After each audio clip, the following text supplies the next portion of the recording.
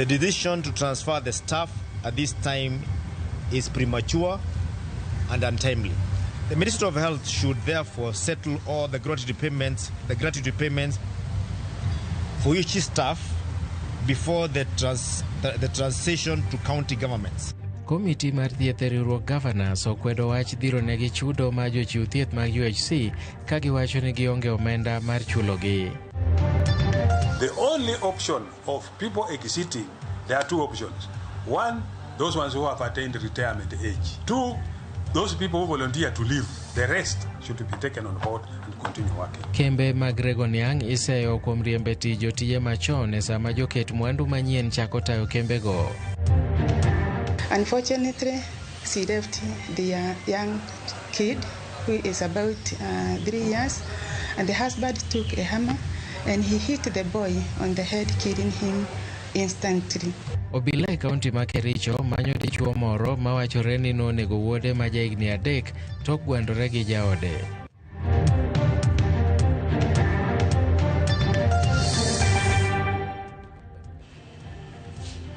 Machiegni nyakwara mogik kagi kacha nyinga Milton Ochieng'. Aput madhi tayo chenro ma chulo ji manoyudo midhiero e kinde ng'anyo oyangi kokalo gaset moyiedhi mar piny owacho. Jokanyo mag aput noting'o ji 18 ma gin ngire Makao Mutua ma en jakom, jalupne Faith Odhiambo Mon, kaachiel gi jokanyo mamoko kamoting'o Kennedy Ogeto, Houston Irungu, Jadolo John Olukuru, Kennedy Baraza, Linda Musumba e kin mamoko. Jong'ad rieko idhi telnegi kod Richard Barno eka ting' magin godo oting'o yango kendo puodho ji ma owinjo michudo, tudruok kod anyuola mag ji manoyudo midhiero kanyakla kod bede migepe mag sirikal ma bende biro chwalo chudo. Nono kendo puodho ji ma owinjore oyud chudo ka gitiyo kod nonro mag IPOA kod duol makedo ne ratich oganda. Chwalo kenge mowinjore okaw ne apisi mar jamin buche oganda chalo dwaro ewi lokruoge ma bende nowinjo tim ewi ng'anyo kendo chwalo ne jatend piny ripot ma wiye kod lipot mogik. Bende omigi teko mar donjo kendo yudo nonro e bede migepe mag sirikal, gwelo jal manyalo konyogi kod nonro, loso kweth mabiro konyogi e tijno, somo paro mowuok kuom jorieko mamoko kod tayo tijgi kigin giwegi. Ibiro dwaro ni gitim tijgo e yo mahuyanga kendo kaluwore kod chike mathurka.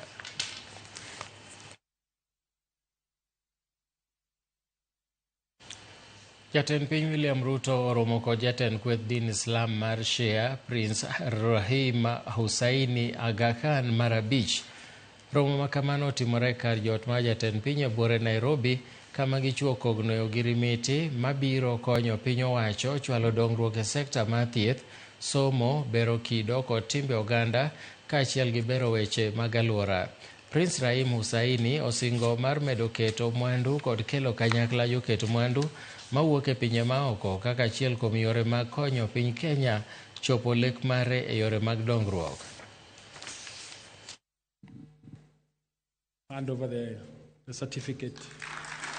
These initiatives are reviving our capital city, providing young people with real employment opportunities, and positioning Nairobi and other urban centers as global models of green, resilient renewal. With the Aga Khan Development Network's proven expertise in conservation, cultural heritage, and community-driven development, I am confident we can expand the scale and impact of these initiatives so that climate action delivers ecological restoration and human dignity. Signing today build upon this rich legacy of engagement. They reflect the depth of the relationship between the Ismaili Imamate and the Republic of Kenya, and they signal a shared ambition to make that relationship even more impactful. Our goal is to work alongside the government as you tackle the emerging challenges of climate change, urban regeneration, and delivery of public services. Komiti mar thieth e riwruok mar Governors ma pacho ka okwedo okang' mar chwalo jochiw thieth mag Universal Health Coverage ne 10 counties kapok otiek chulogi omenda mag rutaya kaachiel gi chwalo omenda mandikogi e yo mogirore ne 10 counties ma thurka. Jakom mar kamati mathieth Mudhomi Njoki mane twako jofwambo e boma ma Nairobi okoni ne gitimo nonro e wi jochiw thiethgo malipode pok oket ayanga kata obedo ni migawo mar thieth to nosegolo oboke mayango ni kwan jochiw thiethgo gin 7,414 kendo koro ichwalogi ayanga ne 10 counties. Motelo ne mano, jochiw thiethgo nobago ng'anyo mar sundo mondo mi ondikgi tich e yo mongirore, gino ma Governors koni nyalo miyogi midhiero e ndalo mabiro kaluwore ni pok omigi omenda ma ndikogi e yo mongirore.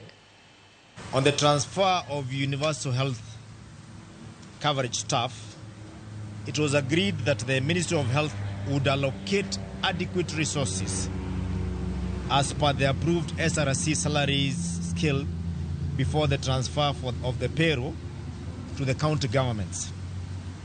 Since the contracts are still valid, the decision to transfer the staff at this time is premature and untimely. Number 2, on verification of the UHC staff, the report on the verification exercise of the UHC staff has not been validated and officially shared, and therefore the process of transfer that the ministry is proposing is not agreed upon.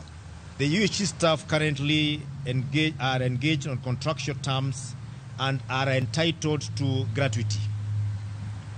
The Ministry of Health should therefore settle all the gratuity payments for UHC staff before the transition to county governments. Kaluwore kod ywak mamedo wuok koni gi kocha e wi kaka okumba mar SHA chwalo chudo ne ute thieth ma pacho ka, maneno gai mar do Justice David Maraga ochiwo twak e wi mibadhi mowacho nokwako okumba mar thiethno mae kaka noloso. The EACC has powers to investigate those kind of crimes. All that the president is supposed to do is to disclose to EACC the raw intelligence information he has for them to investigate. He is under duty. He is under duty under the Constitution to have those people prosecuted. In fact, the whole back stops at his door. All this, SHA is something he has urged Kenyans to get into. So he knows the whole system. So when all this is happening, this is not happening without his knowledge. So action must be taken. And that's what, in my view, the Kenyans are demanding. Moko kuom jotend wake ni mapacho ka wuok tung mosuo gi kweth mobalo gi piny owacho magiwacho ni nyayo siasa mara kwede mageto pogo oganda jo Kenya kaluwore gi dhoudi magiwuokie. Jotelogo wacho ni Kenya osego okang' mar ariya e demokrasia kendo nyayo siasa mara kwede nyiso dok chien mokalo e kinde ma jo Kenya temo riwore kanyakla e bwo sirikal manywanda. Kane giloso e sa chenro majiwo kendo bugo riwruoge ma wakeini e kaunti ma Siaya e bwo chenro motisi ni Inua Mama Wezesha Jamii, jotelogo nogo debe ne sirikal manywanda magiwacho nosenyuolo lemo mathoth kendo ponono ni winjruok e kind okai mar ODM Raila Odinga gi jatend piny William Ruto odhi nyime nyaka yiero mar higa 2027 to jatend piny biro yudo thuolo mar tayo Kenya kuom tielo mar ariyo.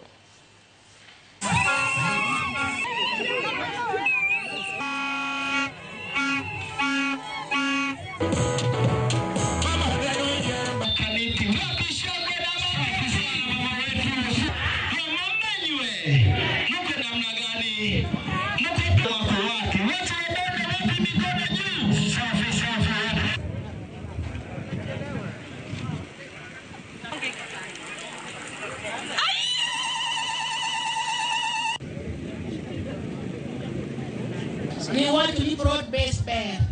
Broad-based, okelonwa udi. Broad-based, okelonwa SHA. Broad-based, okelonwa markets. Ma broad-based, better, lilo. These are good things. That's why we say, Ruto, tuta. We are happy with him. We shall support him.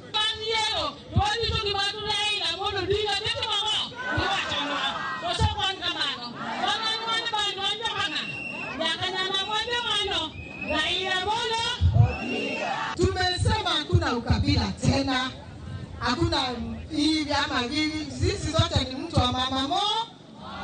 Mama moja, sasa tunatukanana nini? Tulikuwa hapo baba na William. Muliona vile mambo ilikuwa shwari? Sasa bado tuko na kazi 2027. Si William tu atufanyie hii maendeleo hivi nasikia amepanga mambo mingi sana upande huu. Na hiyo mambo yote akikamilisha nyi wenyewe ni ambassadors wake. Kazi yake yeye mwenyewe itamuuza. William Ruto alisema hii Kenya ni ya kila mtu. Hatutaki siasa za ukabila, hatutaki siasa za mgawanyiko, na ndio sababu leo unaona mimi leo nimetoka Masaini, kuna wamama wametoka Mlimani, kuna wale wametoka Tarakaniti, kuna wale wametoka Kalenjin. Tukasema wote tunaunganika kulete Kenya pamoja. Na sisi kama kina mama wa Kenya tumesema hatutafanya siasa ya ukabila, hakuna jamii itaachwa nje. Sisi wote ni wa Kenya ambao tutapata maendeleo kwa sababu sisi wote ni wa Kenya. Na ndio sababu leo tuko hapa. Moko kuom jopuonjre ma mbalariany ma Nairobi masomo weche mag thieth nobago ng'anyo e apise mag mbalariany no e kar thieth maduong' ma Kenyatta ka giywago deko mar duoko magi mag penj magikoni osedeko kuom dweche 2 sani. Jopuonjrego kotelnegi kod jagoro maduong' e riwruog jopuonjre mbalariany no Elisha Wasike ywak ni kata osebedo ni gisechwalo ng'ur ne tend mbalariany no ni mondo migi duoko timiyogi mana singo ni biro miyogi duoko mano mapod girito nyaka sani. Giko ni deko makama en kaluwore gi jopuonj mbalariany no moywago chudo gino ma osethiro somo e skul no. Jopuonjrego wacho ni poni dwaro margi no ok owinj mapiyo biro chuno mondo gidhi e ndara mar dwaro ratiro margi ka gikwayo margi en ni migawo mar somo mondo donjre ywaruogno mondo konygi. Affairs released a memo suggesting that the results was to be released on the month itself and that supplementary and special exams were to be sat on 15th of August. Today we are here. Today is 26th of August. We have not yet got our results. For medics, for you to progress to the next academic year, you need your results from the previous academic year. The school ought to resume on 1st of September. That is a few days from now. And you cannot resume school if you don't know if you're progressing to the next level or you are retaking. And the delay of results, one, affects the students who are actually on scholarship, bursaries and sponsorship. Because for you to get that scholarship from your well-wisher, you have to give a transcript of the results so that that well-wisher to at least bring those funds so that you can continue learning. Secondly, you cannot apply for a room in the University of Nairobi if you've not been progressed in the student portal. Let the Minister of Education come in and ensure that we solve these institutional problems that have been there for a long time, to ensure that this issue comes once and for all. If not, we're going to shut down the faculty, and if the issues is not addressed, we're going to hit the highway. Riwruog jotije kod jopur niango telnegi kod jagoro maduong' Francis Wangara onyiso kembe mag rego niang' mondo mi kik riembe tich joma ne tiyo e kembego. Marien kaluwore ni moko kuom jotije kambi mamuoro nigi Chemelil oseyudo bok mariembogi e tich kochakore giko dwe mar 8. Wangara onyiso joket mwandu mokawo kembego ni kik riemb jotije machon, ka bende onyiso serikal mondo tiek chulo gope mag jotije e giko dwe mar 10 higani. Everybody to be reabsorbed, not a chance. It's a question of her insisting that the operations of the companies will continue the way they have been operating. So there is nobody who should leave employment. There is no question of guesswork. We are happy with I can single out Moroni. They have come up to say they even want more people. Probably they might even engage more people. Sony was talking of 80%. We don't want to hear anything like 80%. We want to hear every employee is absorbed. The only option of people exiting, there are two options. One, those ones who have attained retirement age. Those ones will exit. Two, those people who volunteer to leave. Those ones will exit. The rest should be taken on board and continue working under the same terms that they have been earning.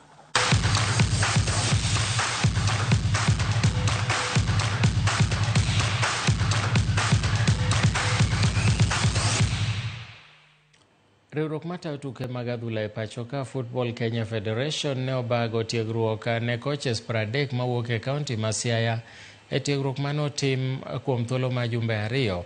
Coaches go manoyudo tiegruok mar CAF D ne ogole kuonde chung' od buche 6 e kaunti no. Kanoloso tok teko tiegruok makamano e sikund primar ma Karapol, jagoro mar branch ma Siaya William Ochieng ne osingo machwalo dongruok tuke adhula e kor gwenge, ka bende ne okwayo jokanyo e sekta mag adhula mondo riwre gi FKF e gero mich rowere. Tiegruok makamano ne otagi Johannes Oduoro Kumo, ma bende ne ojiwo tiegruok mag coaches e kor gwenge, gino mabiro jiwo dongruok mag tuk adhula. National Office motelne gi Ker Hussein kiluwe gi Mariga, wagoero kamano maduong'. Moloyo to wagoero kamano nikech coaches mosebiro ka osebedo ka ni ka wige 2 gitemo yore te mondo gikony nyithindwa osud mbele. Wakwayo coaches manuoko mapoko train gimany yo kaka wanyalo tiyo kamoro achiel mondo gibede gi train. Nitie gigo manyien ma waketo mang'eny e training ka. Chon ni itiego nyathi kaluwore kod gima ineno. But sani king'iye tinwang' ka mpira olokore. Ok en mpira manigoyo machon cha. Mpira sani nitiere science mang'eny. Klas ni okonya ahinya nikech nitiere gik moko manang'eyo, but nitiere gik moko bende manakia. Koro gik manakiago, facilitators, the instructors, mano Mr. Johannes to kod Mr. Ondula, okonyo ahinya kuom ng'eyo kaka football itugo. Jomanyiri bende mondo gimed biro wabed kamoro achiel, nikech kaneno gini gi mbele kae, wan jomanyiri wabedo gi faida sana moloyo jomachuo, nikech ka jomachuo ging'eny, then ka chance no biro taneno ka nyiri ema boyude mokwongo.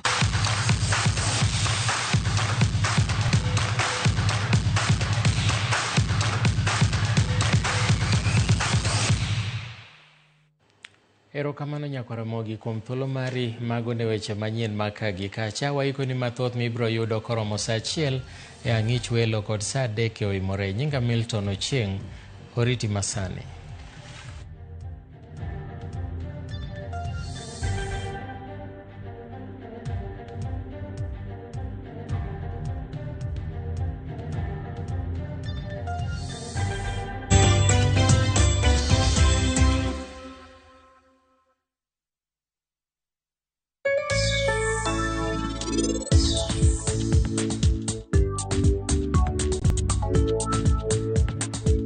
Yudo mo madajre kod kit ohala ma itimo, pesa ma ichako ohala kata capital, hola mar ng'iyo gige ohala kaka nyamburko, omenda mar okumba, hola mar iwuon e kind mamoko. Yud ber mar omenda ma ichiwo nyaka 10 million ma onge gima itweyo kaka lambun ma ipuodho e